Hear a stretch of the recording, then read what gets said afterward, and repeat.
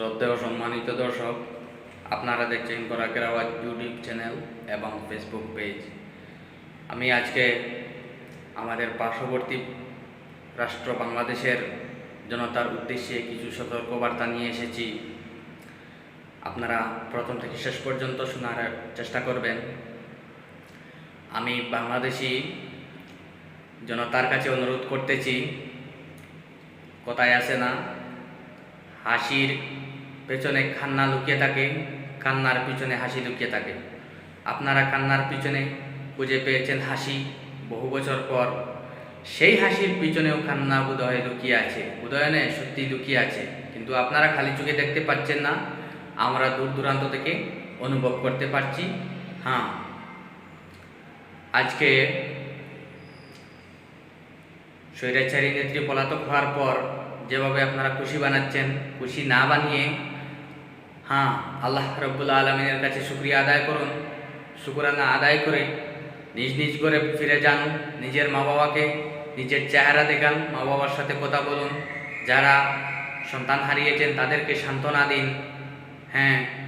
অতি শীঘ্রই একটা সুন্দরভাবে অন্তর্বর্তীকালীন সরকার গঠন করুন, আর তৎসঙ্গে বেশি সময় নষ্ট না করে নির্বাচনের ব্যবস্থা করা হোক। সেই অন্তর্বর্তীকালীন সরকারের কাছেও আমার অনুরোধ থাকবে। বিশেষ করে বাংলাদেশের রাষ্ট্রপতি মহাশয়ের কাছে আমার অনুরোধ, আপনি অতি সত্বর এটা নির্বাচনের ব্যবস্থা করুন বাংলাদেশে। আর যারা বেশি আনন্দ উল্লাস করতেছেন, আপনারা একটু সতর্ক থাকুন। দুষ্কৃতিকারীরা ষড়যন্ত্র করতেছে, জাল বিচারছে, কিভাবে বানচাল করা যায়, কিভাবে বিনষ্ট করা যায়, অনেক কিছু চলছে। আপনারা বুঝতে পারছেন না বোধ হয়, আমরা দেখতে পাচ্ছি, বুঝতে পারছি।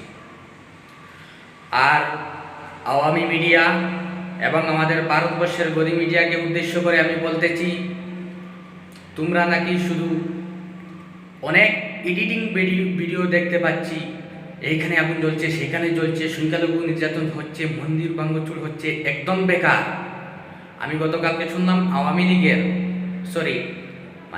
জামায়াতে ইসলামের কিছু লোক মন্দির পাহারা দিয়েছিলেন, যেন কোনো দুষ্কৃতিকারীরা এসে মন্দিরে হামলা করে আমাদের উপর বদনাম না করে, আমাদের এই খুশিতে যেন দুধ পাতে যেন ছাই না ঢালতে পারে। সেজন্য আজকের গত 5 তারিখের এই খুশিটা, যে এটা তো একটা দুধ ভাতের মতো, তাই এই দুধ ভাতে যেন কেউ ছাই ঢালতে না পারে, সেজন্য তারা নিজেরাই পাহারা দিচ্ছেন। সেই আন্দোলনে হিন্দুরাও ছিলেন। কে হিন্দু কে খ্রিস্টান এটা বড় কথা না, বড় কথা হলো আমাদের একটাই জাতি, আমরা হলাম বাঙালি জাতি, আমরা ঐক্যবদ্ধ হয়ে থাকতে হবে। সে যেখানকার হোক না কেন, আমরা একই জাতি, আমরা একই ভাষার লোক। কেউ যে যেটা ধর্ম বিশ্বাস করে সে সেই ধর্ম পালন করতেছে, কিন্তু আমরা তো একটাই ভাষাভাষীর জাতি, এক মায়ের সন্তান, বাঙালি মায়েদের সন্তান। তাই এটা আমাদের মনে রাখতে হবে। আর গদি মিডিয়াদেরকে আমি বলতে চাই, তোমরা বলেছিলে, আজকে বলতেছো সংখ্যালঘুরা খাতরায় আছেন, তাদের হুমকি দিয়ে আছেন, এই আছেন, সেই আছেন। 2021 সালে যখন আফগানিস্তানে তাবেদার সরকারকে উৎখাত করেছিলেন, দখলদার মার্কিন সেনাবাহিনীদেরকে তাড়িয়েছিলেন, ক্ষমতা দখলে নিয়েছিলেন তালেবানরা, তখন তোমরা বলেছিলে গैर মুসলমানরা সেখানে নিরাপদ নয়, তাদের জীবনযাপন হুমকির মধ্যে আছে, এই আছে, সেই আছে, তাদেরকে আমরা ভারতবর্ষে নিয়ে আসবো, তাদেরকে আমরা আশ্রয় দেবো, তারা যদি আসতে চায়। কিন্তু আজও অবধি একজন গैर মুসলমান আফগানিস্তান ছেড়ে ভারতে আসেনি, আর আসবেও না। নিজ মাতৃভূমি কীভাবে কে ছেড়ে দেবে? নিজ মাতৃভূমি ছেড়ে পালিয়ে যায় একমাত্র বিশ্বাসঘাতক গাদ্দার বেঈমানরা। সেজন্য আমি গদি মিডিয়াদেরকে উদ্দেশ্য করে বলতেছি, তোমরা আর এইভাবে মৌখিক আতঙ্ক আর ছড়াইও না, মানুষের ভিতরে একটা ভয় সৃষ্টি করো না। তোমাদের আতঙ্কিত সংবাদ শুনে মানুষ আতঙ্কিত হচ্ছেন, ভয়ঙ্কর ভয়ঙ্কর সংবাদ শুনে মানুষ আতঙ্কিত হচ্ছেন। সেই দিন যদি আফগানিস্তানে গैर মুসলমানরা নিরাপদ ছিল, এখনো আছে, সেই দিন তোমরা যে বলেছিলে এই নিরাপদ নয়, এই নয়, সেই নয়, এদেরকে আমরা ভারতবর্ষে নিয়ে আসবো, ওদেরকে আমরা নিরাপত্তা দিব, তারা একজনও ভারতবর্ষে আসেনি। সবাই সেই দেশের নাগরিকরা সেই দেশেই আছে, বরঞ্চ ভালো নিরাপত্তা পাচ্ছেন সেখানে। ইসলামিক শাসন ব্যবস্থা মানে এটা নয় যে অমুসলিমদেরকে থাকতে দেব না, ওদেরকে তাড়াবো, এই করব সেই করব, এটা নয়। ইসলামিক শাসন ব্যবস্থা হলো ন্যায় নীতির সর্বোচ্চ মাত্রা, সর্বোচ্চ শাসন ব্যবস্থা ন্যায় নীতির। হ্যাঁ, চোরদের হাত কাটা হয়, বলাৎকারদের মৃত্যুদণ্ড দেওয়া হয়, খুনিদের, হত্যাকারীদের মৃত্যুদণ্ড দেওয়া হয়। দেখাও তোমরা যে গণতন্ত্র নিয়ে লাফালাফি করছো, কোথায় এক বলাৎকারীকে তোমরা মৃত্যুদণ্ড দিয়েছো, কোথায় এক চোরকে হাত কেটেছো, কোথায় দুর্নীতিবাজের সাজা দিয়েছো, কোথায় তোমরা হত্যাকারীদেরকে সাজা দিচ্ছ, মৃত্যুদণ্ড দিচ্ছ, কোথায়? না। তথাপিও তোমরা ইসলামিক শাসনের মানে ভুল ব্যাখ্যা করে মানুষকে ভুল বোঝাচ্ছ, সেটা ভুল বোঝাবে না। কিন্তু বাংলাদেশে ইসলামিক শাসন ব্যবস্থা হচ্ছে না, হচ্ছে গণতান্ত্রিক পদ্ধতিতে, মানে একটা ধর্মনিরপেক্ষ শাসন ব্যবস্থা ছাত্ররা চাচ্ছেন। তোমরা বানচাল করার চেষ্টা করো না, আমরা বাঙালি জাতি, আমাদের হৃদয়ে আঘাত করো না, ঠিক আছে? আর আরো একটা বিষয় হলো, ছাত্র সংগঠনের কাছে আমার, ছাত্রদের কাছে অনুরোধ, সর্বদলীয় নেতা নেত্রী এবং প্রাক্তন সরকারের নেতা নেত্রীদেরকে সঙ্গে নিয়ে আপনারা একটা অন্তর্বর্তীকালীন সরকার গঠন করুন। আর যারা বড় বড় অপরাধী, মাস্টার মাইন্ডার যারা ছিল, তাদেরকে আইনের আওতায় এনে সাজা দেওয়া হোক। আর বাকি সবাই যে এক পুলিশ দুষ করেছে সব পুলিশকে সাজা দেওয়া হবে, সবকে বরখাস্ত করা হবে, এমন নয়।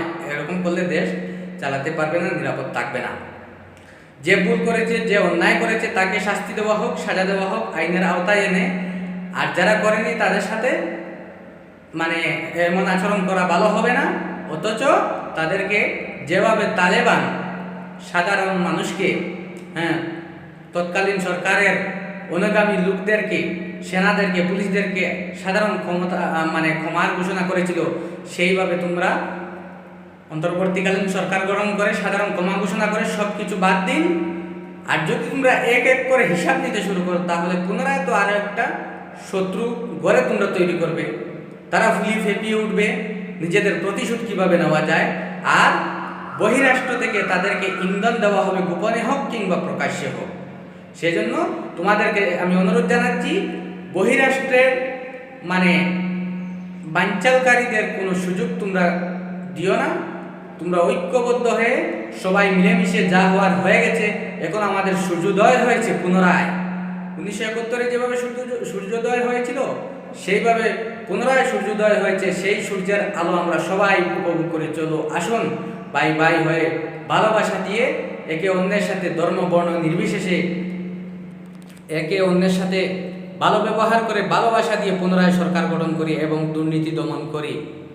আর কি যেন একটা মানে লুটপাট শুরু দেখলাম, এসব কিন্তু ভালো কাজ নয়। এসবের আমি নিন্দা জানাচ্ছি। কারা করছে এগুলো? এক হবে লুটেরা, যা ডাকাতের দল, তারা মানে আমাদের সিলেটি ভাষায় একটা কথা আছে, উরিত ফুল দিছি উপরে উরিত দিন দিছি, সেই সুযোগের সন্ধানে এরা উঠছে। আর কিছু কিছু গরিব লোক, ঠিক আছে, এমনি তো কিছুই পাচ্ছে না, মনে করো একটা কিছু পেয়েছে নিয়ে যাচ্ছে, এটা আলাদা ব্যাপার। হ্যাঁ, ছোটবেলা শুনতাম বড়দের মুখে, ডাহার চিনি হাবলা হাবলা, সিলেটি ভাষায় একটা কথা আছে, ডাকার চিনি হাবলা হাবলা। আর সত্যি গত 5-6 তারিখ আমি দেখতে পাচ্ছি ঢাকা থেকে কিভাবে তারা মানে মালে গনিমত বোঝা যাচ্ছে, উদ্ধার করে নিয়ে যাচ্ছে। হ্যাঁ, ঢাকার চিনি খাবলা খাবলা কিভাবে নিচ্ছেন সেটা দেখছি। এটা কিন্তু ঠিক না। অন্যের হক আত্মসাৎ করা বিলকুল হারাম। আলিমুলামাদের কাছ থেকে আপনারা জানতে পারবেন সেই হারাম খাবারকে তুমি কিভাবে ইমানদার দাবি করতে পারবে, কখনো না। সেজন্য এসব থেকে বিরত থাকার জন্য আমি অনুরোধ জানাচ্ছি। আর আমি এক নগণ্যর কথাগুলো যদি আপনাদের ভালো লাগে থাকে, বেশি বেশি করে শেয়ার করবেন, বেশি বেশি করে সাবস্ক্রাইব করবেন, লাইক করবেন এবং কমেন্টের মাধ্যমে মতামত জানাবেন। আর লাস্ট একটা কথা, অন্তর্বর্তীকালীন সরকার গঠনের পর অতি শীঘ্রই নির্বাচনের ব্যবস্থা করা হোক।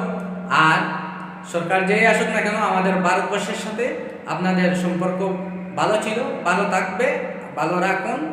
ভালো না থাকলে প্রতিবেশী দেশের সাথে শত্রুতা করে কখনো উন্নত হওয়া যায় না। আর অতএব আমার একটা অনুরোধ, আসামের এবং ত্রিপুরার বাঙালিদের কল্যাণের দিকে লক্ষ্য রেখে আপনারা আমাদের ভারত সরকার যেটা চাচ্ছে যে একটা রেল লাইন আসাম থেকে মানে পশ্চিমবঙ্গে নিয়ে যাওয়ার, সেই সুযোগটা করে দিন, আপনাদেরও ভালো হবে।